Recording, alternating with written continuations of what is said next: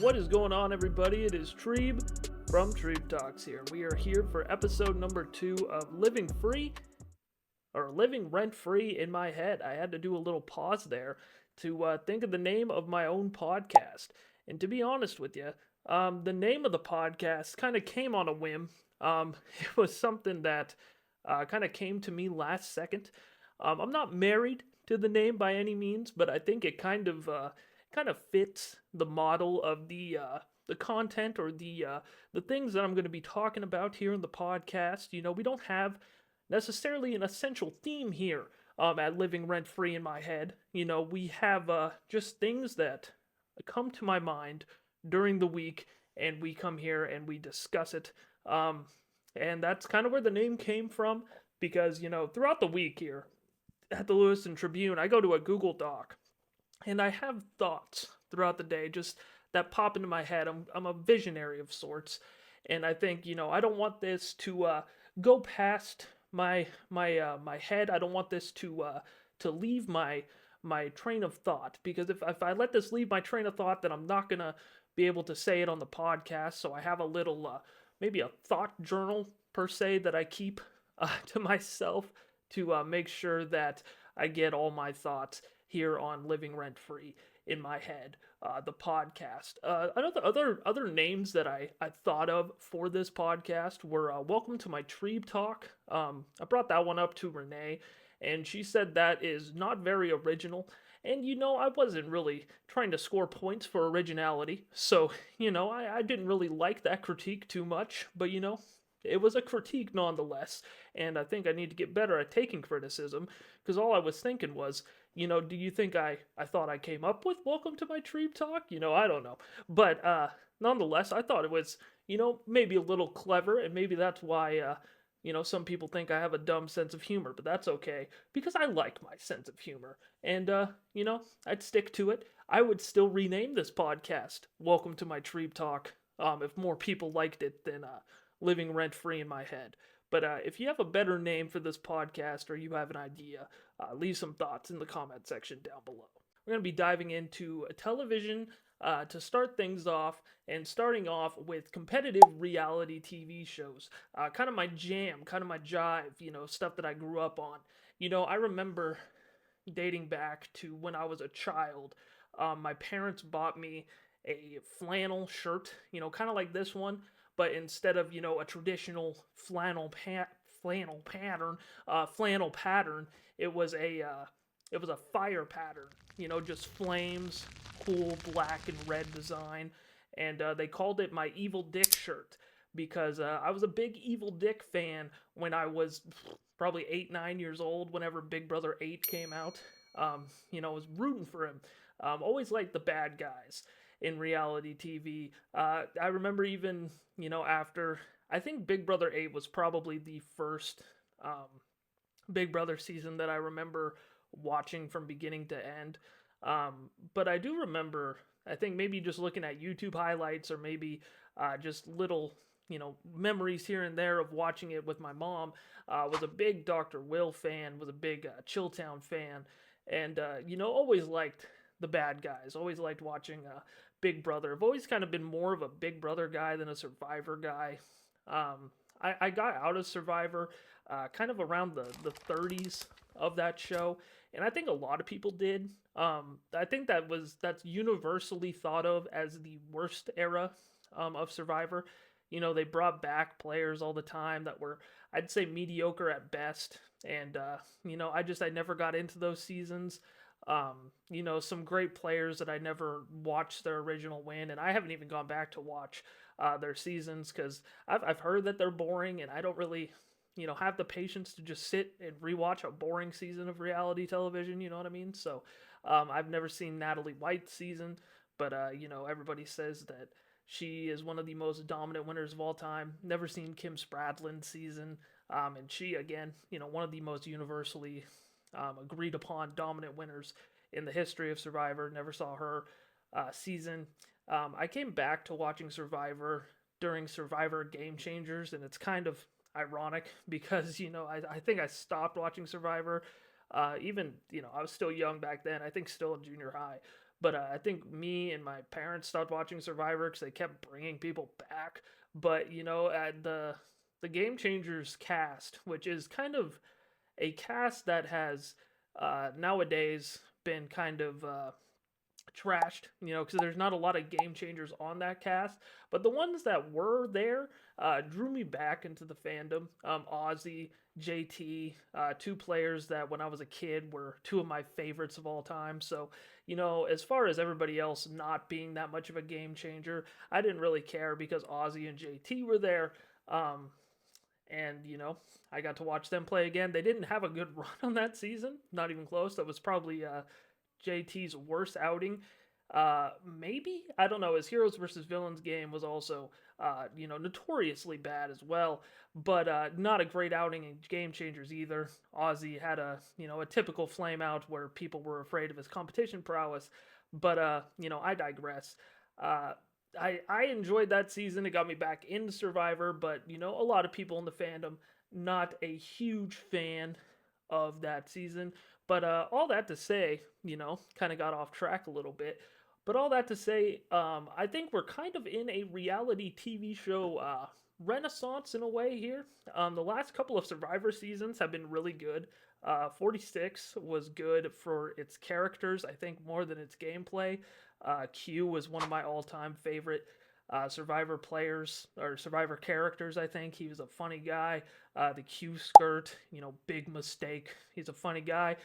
Liz melting down over not getting the Applebee's reward is hilarious. All those people getting voted out with idols in their pocket was just hilarious. Again, bad gameplay. And then 47, I think, is kind of a different side of the coin as to 46, where they kind of had better game players. The gameplay was a little bit better.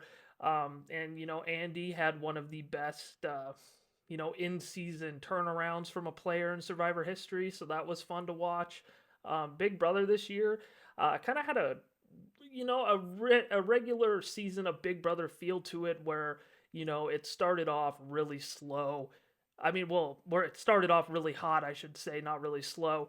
And it was fun, and it was really just kind of going 100 miles an hour. And then at a certain point, I'd say probably final 6, 7, it came to a crawl because the player that we all know is going to win kind of gains a chokehold on the game and doesn't get rid of it.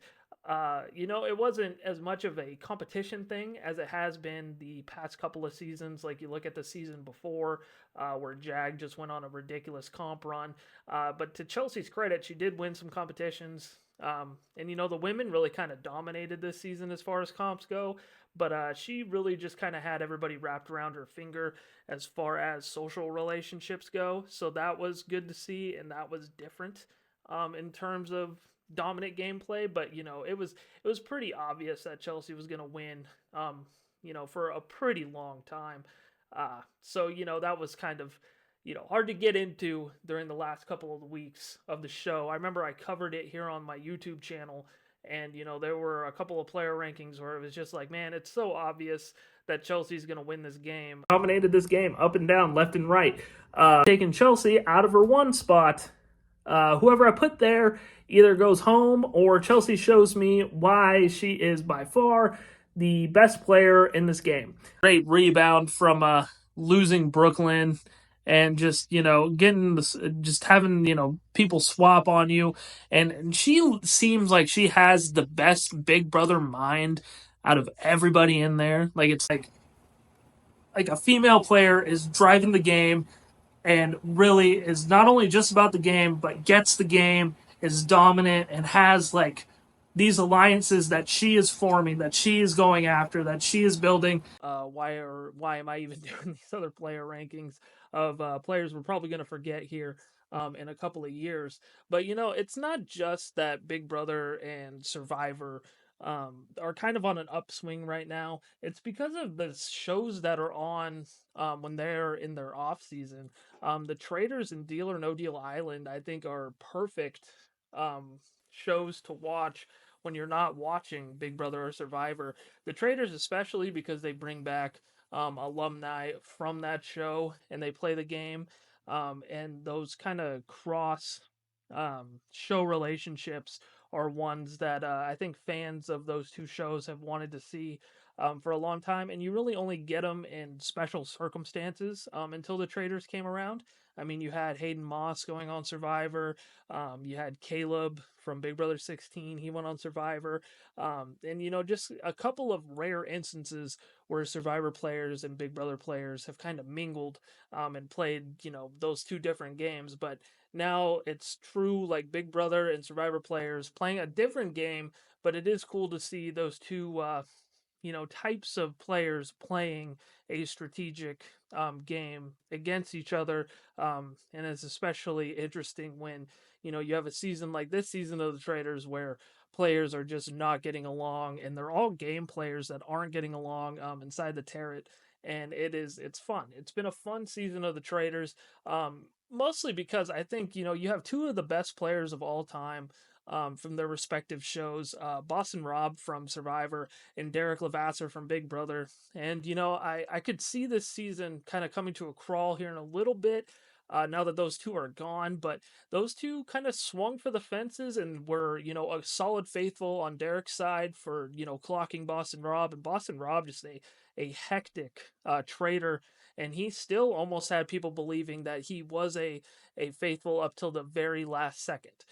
He was very fun to watch, and watching those two kind of duke it out is something that I think reality television fans have kind of been waiting for and wanting to see. Our two all-time greats from their respective shows kind of going head to head, and that's what we saw with Boston Rob and Derek Levasseur, and it was a very very fun thing to watch unfold, in front of our eyes.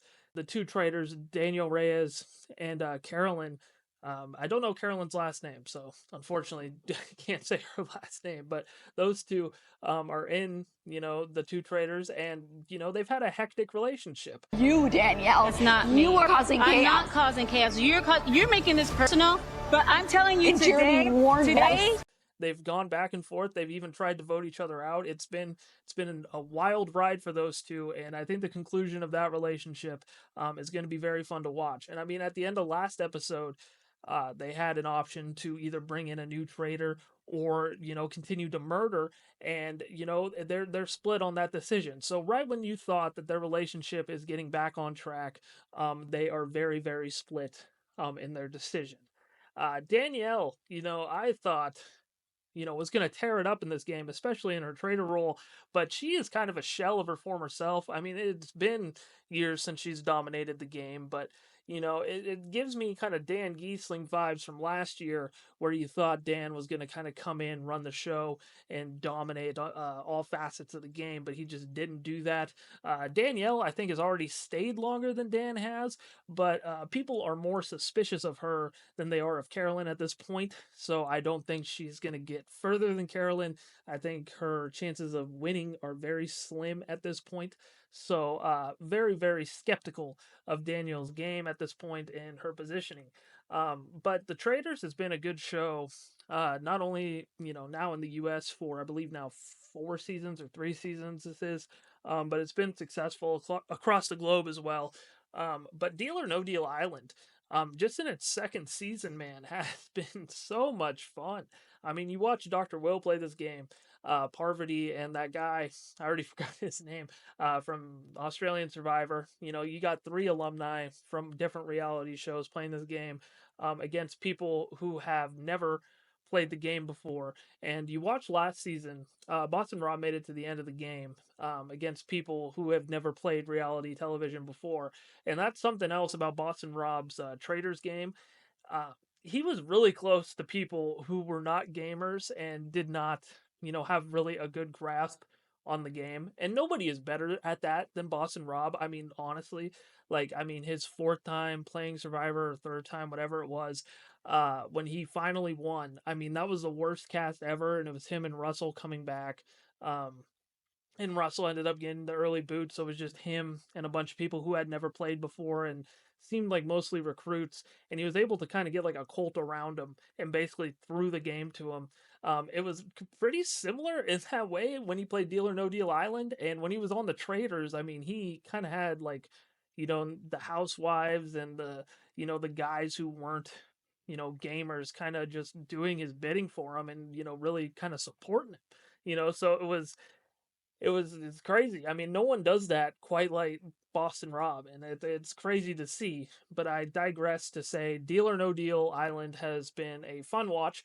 I think it really is the cushiest reality TV show um, right now on the market. These challenges that they do don't seem to be that difficult, and their way of living obviously isn't that bad either. They're in like, um, you know, cabanas or whatever. They're living pretty lavishly. They're on the island, the Banker's Island, and they have a chance to play Deal or No Deal and send people home. And the competitions that they do play, gain safety or to end up facing the banker don't look that difficult, especially compared to like a Survivor or any of these other competition reality shows.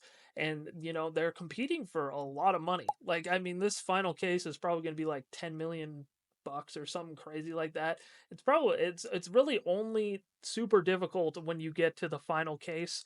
And it's like, you could kind of just prep for that. You build your social relationships and you get in good with everybody, and you make sure that you either don't have to face the banker, or you really only if it benefits you and you want to control your destiny, and face the banker, and you don't want somebody else to just randomly, snipe you out of the game.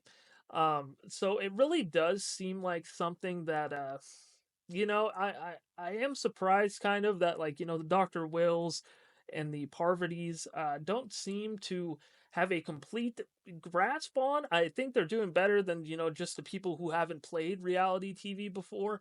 And I think Boston Rob did a good job last year, but you would think that it just seems like something that is so easy to game a little bit. I think Parvati actually, I kind of take back what I just said, because I think Parvati is doing a good job of managing her social relationships. I think Philip is kind of getting on to her, and it's kind of like, oh, nobody is afraid of Parvati, and I think I should target her, and yada yada yada. But There's been a lot of lies and manipulation. I think she's kind of doing the best job of staying out of the way, while also, doing a good job of gaming and making sure that the people that go home benefit her. Other than the MG situation, which was just Dr. Will Chaos, which is also great for TV and great for the eyes, because Dr. Will, man, awesome. It's been 20 years since he's played reality TV, and it's so great to see him on the screen. He's so good, so good. I mean, the chaos that he provides is second to none. No one does it like Dr. Will. Do you have any plans of tonight at all, or not? I'm gonna do my best, and then I'm gonna get rid of Nunya.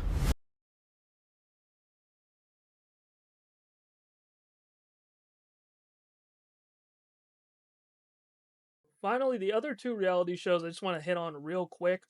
Ink Master. Me and Renee have been binging Ink Master. So no spoilers in the comments, but we're currently on season 8, which is Team Peck versus Team Nunez.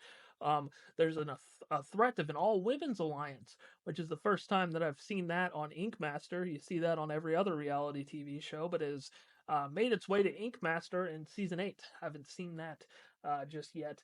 But very upset that my guy, Clean Rock One, made it to the finale twice and lost.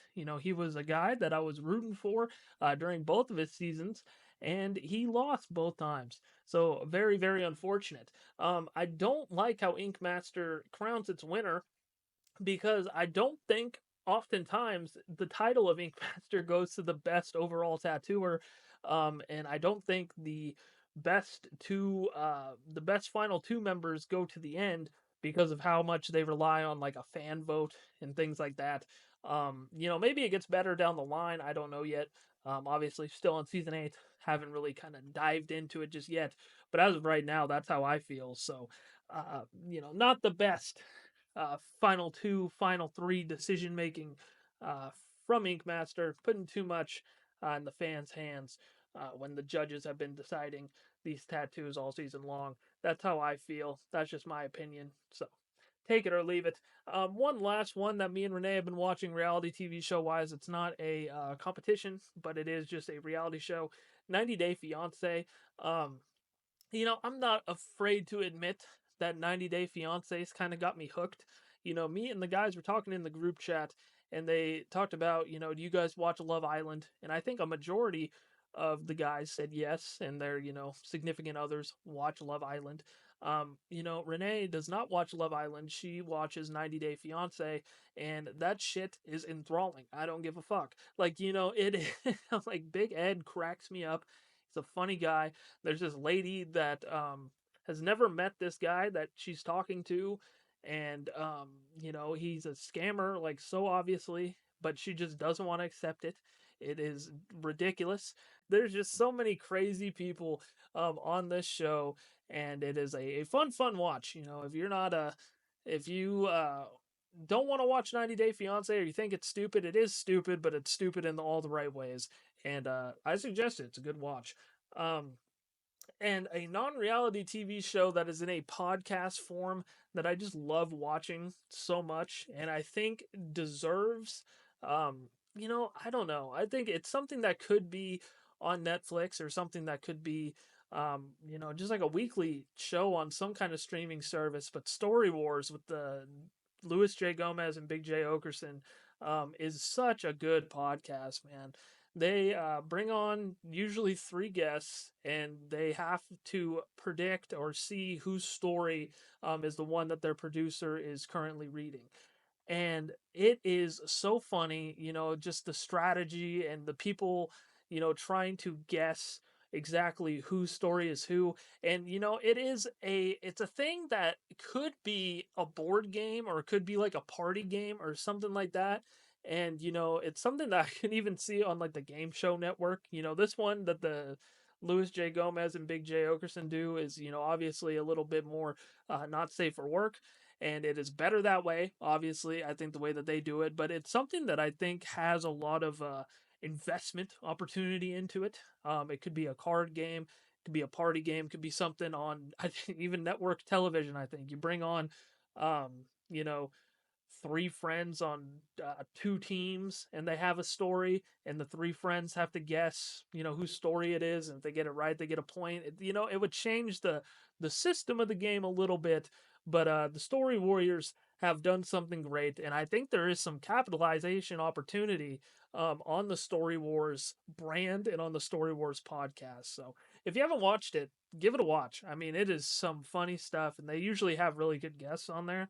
So it is well worth the watch if you have not seen the Story Wars podcast. I want to say that a lot of people my age, so I want to say 25 to 26. I forgot my age for a second, but I am 26 years old, which is absolutely bananas to me.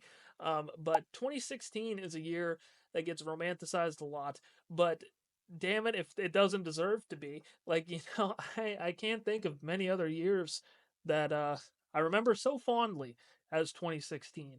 And the music that came out that year, the Double XL Freshman Cypher as a whole, just carries that year for me, and is something that is always going to be legendary for me, is always going to be something that I care about so deeply. And I think a big reason for that is because I also really care about like 2012. I think that is another year that is really good, and it is because like the double XL freshman class of that year was super sick. With Hobson on the cover, back when Hobson was relevant. And I think a lot of my high school and middle school music tastes just have not developed whatsoever. I'm listening to kind of the same music I listened to as I did in high school, and it's really bad because it's also kind of the same as middle school, and it's really gotten to a point where this year, well, I guess last year, 2024, I really got more into the music that I listened to, when I was waiting to go to school in seventh grade. A lot of Insane Clown Posse, man, a lot of ICP, and I don't care. ICP freaking rules. And I remember vividly one time, we were at a Hot Topic, me and my family, and I saw a Hatchet Man hat, and I really wanted it. And my dad said, I'm not going to buy you anything related to ICP because when you get older, you are going to regret it. But I can tell you now, Dad, it was not a phase. Okay, I'm a juggalo, Juggalo, until I die. You know what I mean? Like I am down with the clown till I'm dead in the ground, and that's just the way it is. You know, I have gotten so back into ICP. I'm so much back on the Juggalo wagon that ICP, unfortunately, and you know, I mean, a lot of this sounds like a joke. Like I'm just kind of going over the top to just say, you know, I listened to maybe three ICP songs lately, and you know they were good, and I was like, oh man, dude, we all should go chicken hunting and take a trip down the halls of illusions and maybe live in the house of horrors, you know. But no, dude, ICP was literally the my second top artist on my Apple Music replay this year. And yeah, that was a pretty humbling. That was a humbling experience seeing those two face painted men that have molded me into the man that I am today. In the number two slot of my Apple Music replay, next to a lot of other, you know, just the whitest, the most Lewiston, Idaho Apple Music replay that you can ever have, with Morgan Wallen occupying the top spot. Post Malone was on there.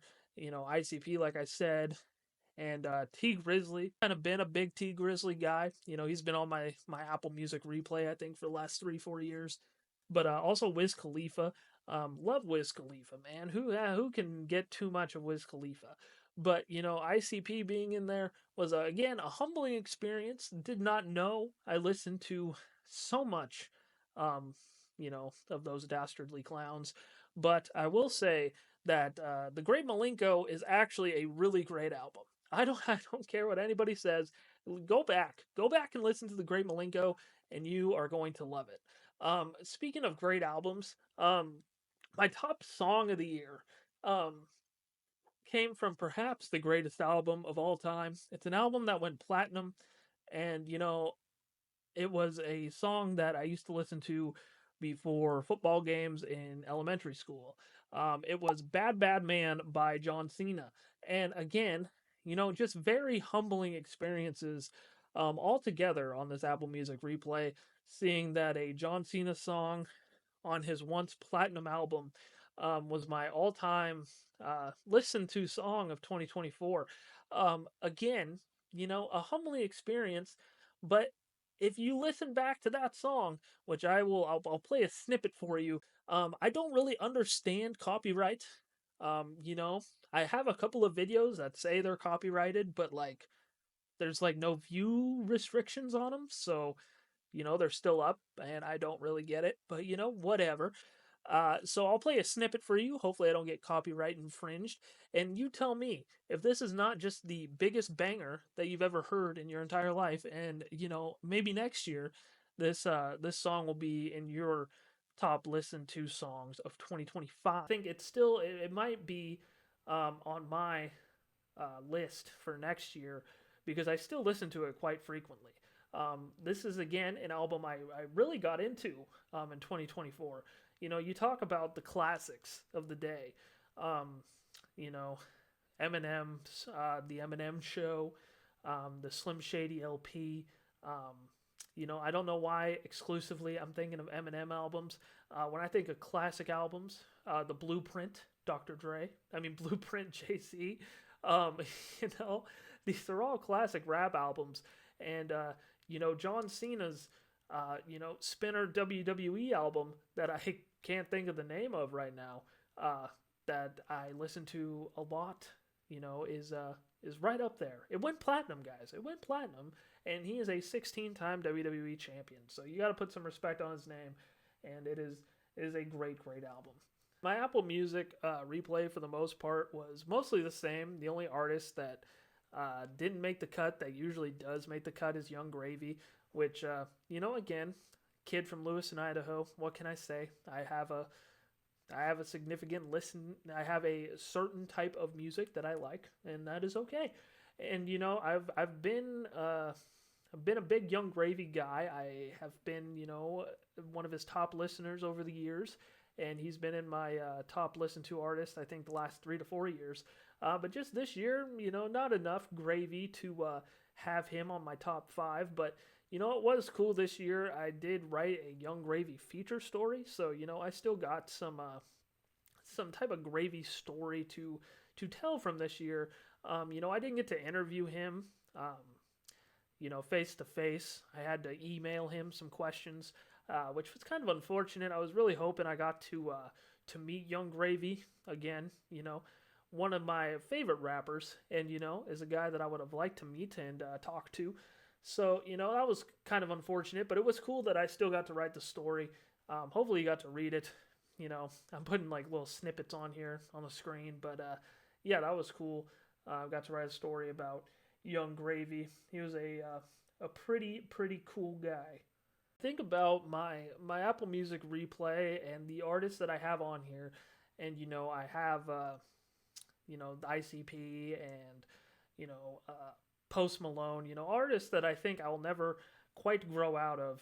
And I remember the years of 2016 and 2012, and it's like the eras of music. Do they ever change? How did our parents' music look when our grandparents, when they were parents to our parents, were they just like, oh, your music is crazy. I'm not going to buy you, the Eagles shirt because the Eagles are, you're going to regret being into the Eagles. I don't know how things were back then. But what I do know, and what I do know for sure, is that my era, of scholars, my era of people that listen to music, that are 26 years old, grew up in the best era possible for middle school dance music.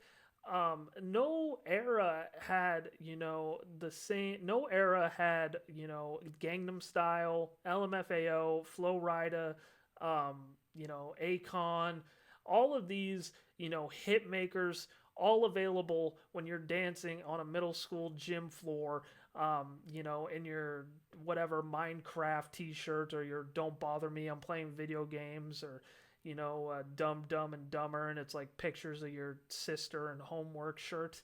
Like we had it good for middle school dance tunes. I mean, I remember in 7th grade, Gangnam Style came out, and that was just a crazy time.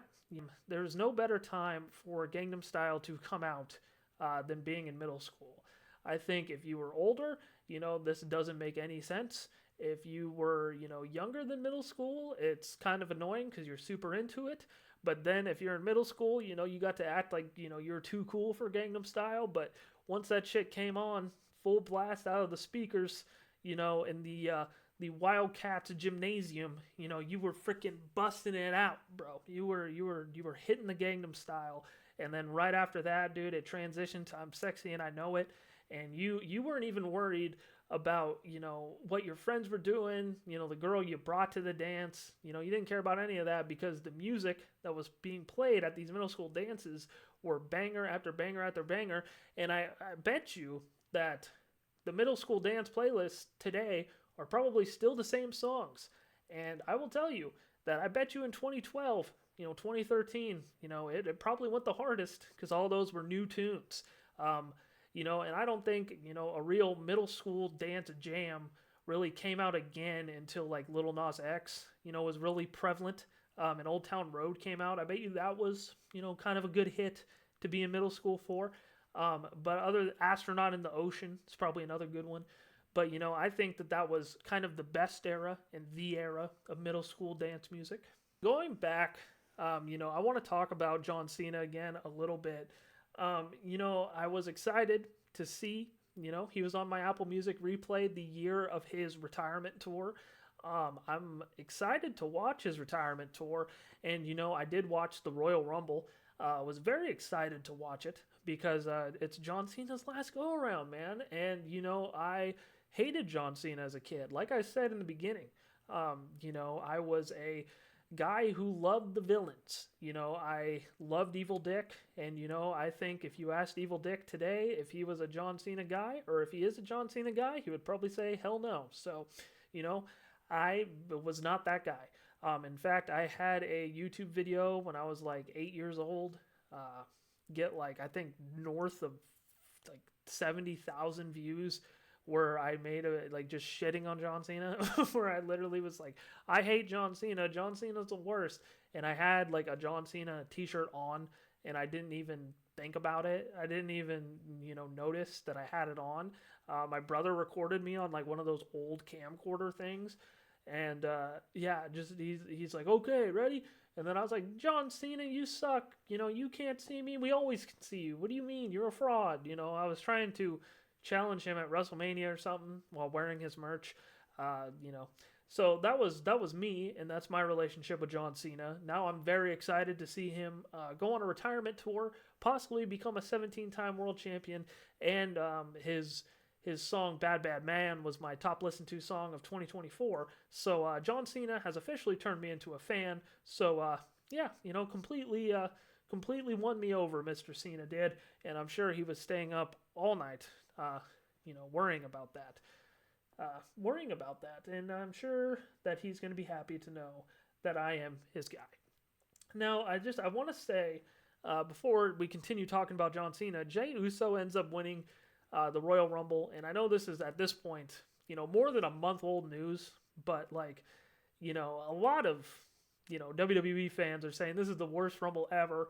This is the worst Rumble winner ever. But like, man, when Alberto Del Rio won the 2012 Royal Rumble, like, that was awful. And, WWE fans are always kind of confused or kind of complaining about how, WWE is predictable. WWE is something that, you could go in and you always know who the winner is going to be before the match is over. But, nobody came in predicting Jey Uso was going to be the winner, and he came out on top. And I think that's pretty cool. I think that that's something that, is out of the ordinary for WWE and its booking. And, not a lot of people saw it that way. Not a lot of people enjoyed that. And, everybody kind of wanted to see CM Punk, John Cena win the thing. And I was one of those people as well. But also, we are all hypocrites. You know what I'm saying? Like, you remember when we were kids, I'm talking to all you 25, 26-year-olds, has been made apparent this entire video. When we were mad that Kevin Nash came in, ruined the summer of Punk, when The Rock came back, took CM Punk's, really a lot of this is just CM Punk. So I guess, I get, maybe wanting CM Punk to win, but, and The Rock came back, took CM Punk's spot away from main event WrestleMania. All these part-timers would come back and kind of ruin the spots of the guys that are there every week. I'm not aware if CM Punk's there every week. I don't watch WWE every single Monday or, Friday for that matter. I kind of just watch the Royal Rumble and WrestleMania nowadays. But, I think now you got a guy who's over like Rover, and you have to give him the Rumble win and not the part-timer. I think that's very cool. I think that's awesome and something that WWE normally doesn't do. So, big ups to Triple H for doing something that's against the status quo. And giving it to somebody who, John Cena is a part-timer. John Cena is a guy who, didn't need to win the Rumble here. I do hope that maybe he wins the Elimination Chamber. I think that's kind of the anticlimactic way to give him a 17th world title. But, we'll see. I do want his Mania match to be against Randy Orton, though. That is kind of, where I see him facing, where I see his Mania match as being against Randy Orton in some kind of just awesome, dramatic match. But, it's funny, again, in retrospect, I hated Randy Orton too. And you would think, like, he's the ultimate villain. But, dude, I hated him. And I hated John Cena and Randy Orton's rivalry because they would wrestle all the time. And now that I'm older, that's all I want to see. All I want to see is one more time, John Cena getting in the ring with Randy Orton to, settle their differences one more time, and I want to see Randy Orton even maybe become champion one last time. It's crazy how nostalgia works. It's crazy how, what happens to you when you get older.